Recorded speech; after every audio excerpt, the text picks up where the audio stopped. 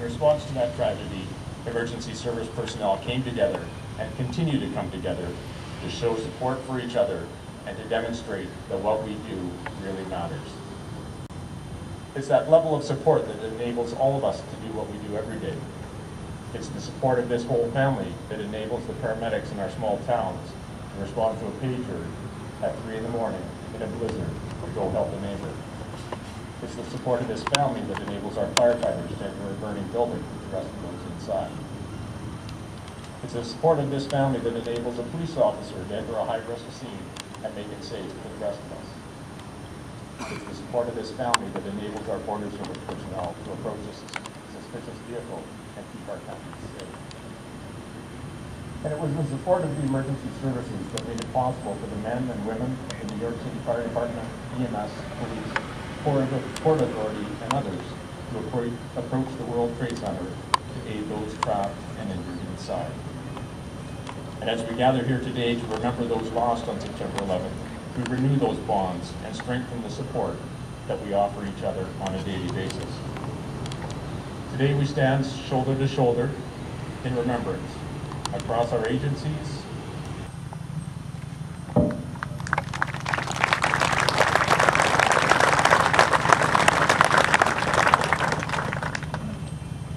Our next speaker is a co-member of the board with me with Honor House, and a wonderful gentleman. He represents New Westminster Fire Department, the Fire Chief, Mr. Tim Armstrong.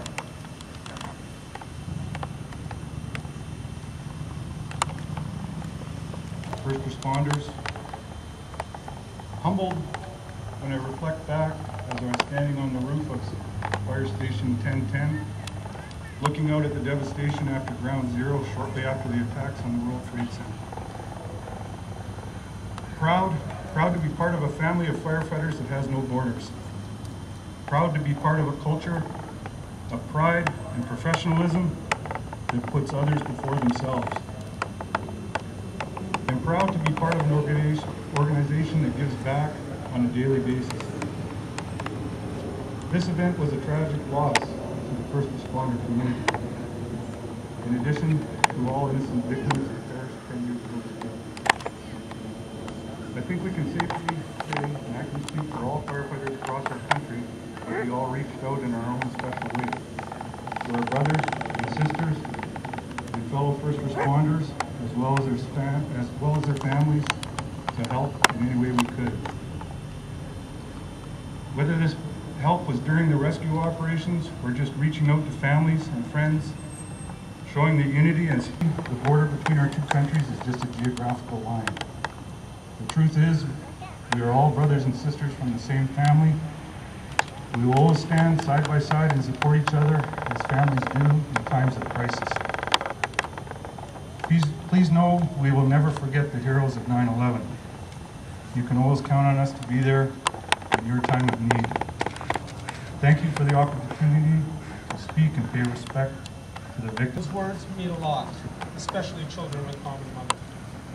We all stand together, and the bonds between our two nations are tremendously strong. Not only because of duty, but more because of desire, because they wanted to help people. And so those bonds were made even stronger. Bonds that cannot be broken no matter what happens. I personally have had the absolute honor of going to New York on several occasions doing research projects, and I see our friends from the Port Authority, Police, NYPD, and Fire Department here, and I can tell you they are first-class people working for first-class agencies, and I'm very proud to have worked with you. So on behalf of police officers across the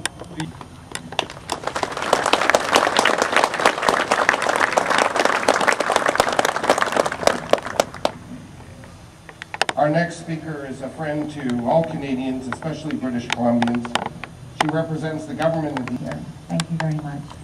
Distinguished guests from both sides of the border, I am honored in every sense to be here in this place on this particular day. To show their respect, to thank not only those that served and fell, but also the innocent victims who were there on the day doing their own work and were caught up by this terrible tragedy. The company has now arrived and now ask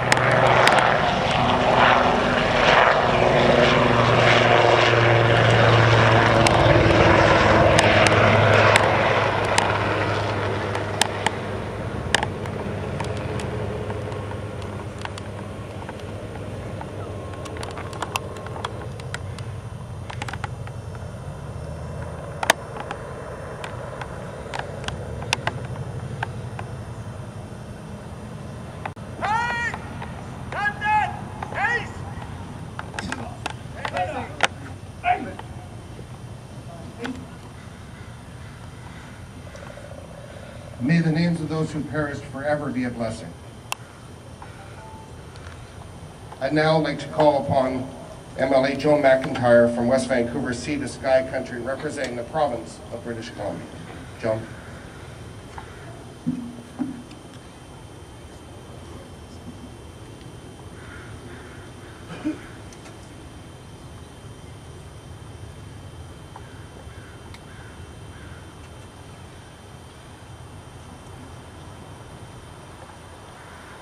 Distinguished guests, I'm honored to be here today at the Peace Arch, a most fitting symbol to remember and to honor all the heroes of 9/11, a decade ago.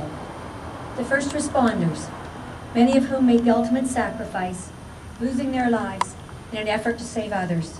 The people who stood in the overpasses that we rode under, and as well as the people who stood alongside of the road and waved at us. And just say that this is a fine example, and I'll use the word fine for lack of a much better word, but it is a fine example of the words never forgotten.